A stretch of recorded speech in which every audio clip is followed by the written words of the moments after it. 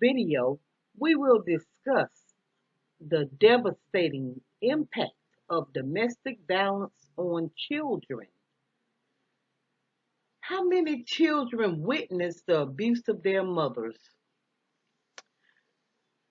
Studies show that 3 to 4 million children between the ages of 3 to 17 are at risk of exposure to domestic violence each year in the United States. United States government statistics say that 95% of domestic violence cases involve women victims of male partners. The children of these women often witness the domestic violence.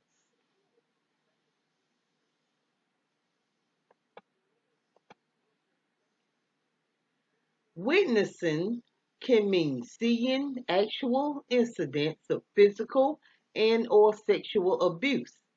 It can mean hearing threats or fighting noises from another room. Children may also observe the aftermath of physical abuse, such as blood, bruises, tears, torn clothing, and broken items.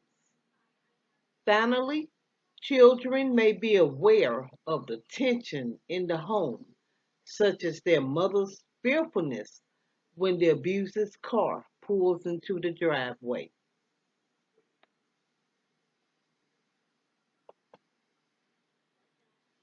Kelly Anelli, member of the Coalition Against Domestic Violence, talks about the short-term and long-term health consequences of children witnessing domestic violence. We will see that in the following video.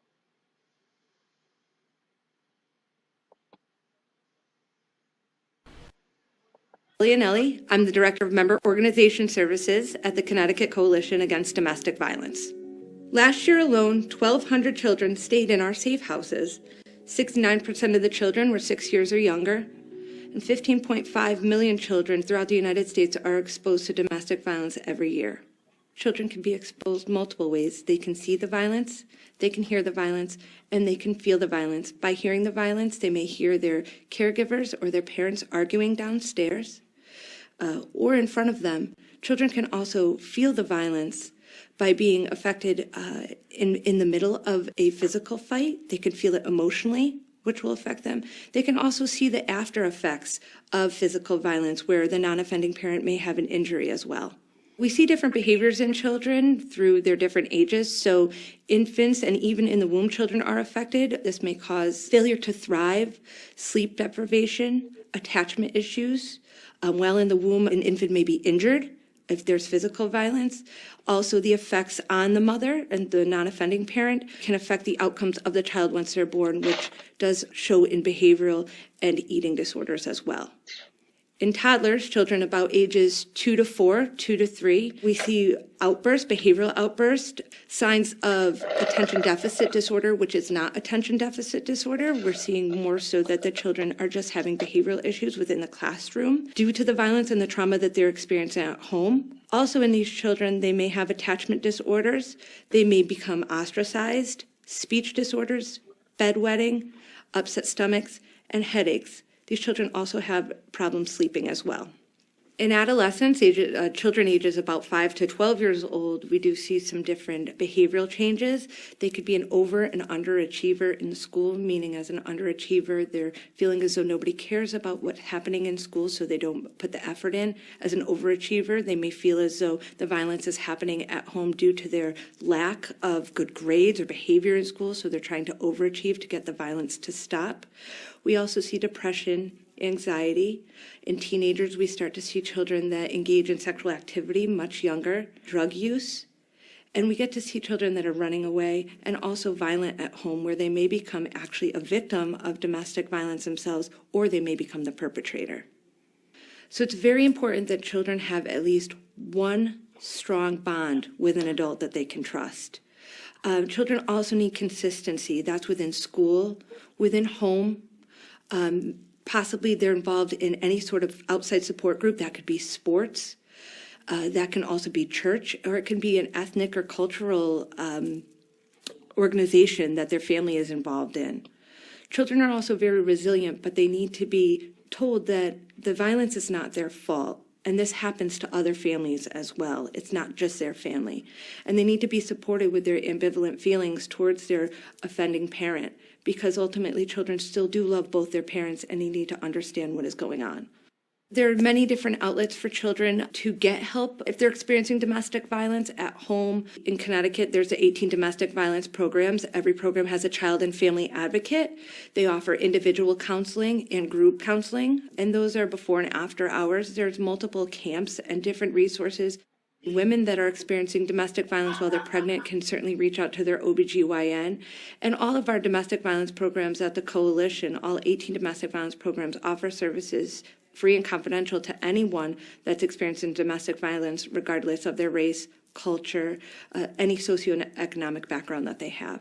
Training is key. Training for advocates, training for healthcare professionals, mental health professionals, training for anyone that's working with children, home visitors, understanding the signs of domestic violence in the home and providing resources, because obviously younger children cannot seek out services themselves. There's resources within the school systems, which is key for individuals to understand so that children can get out of that situation and maybe find that one person that's going to help them and reach out to the family as well.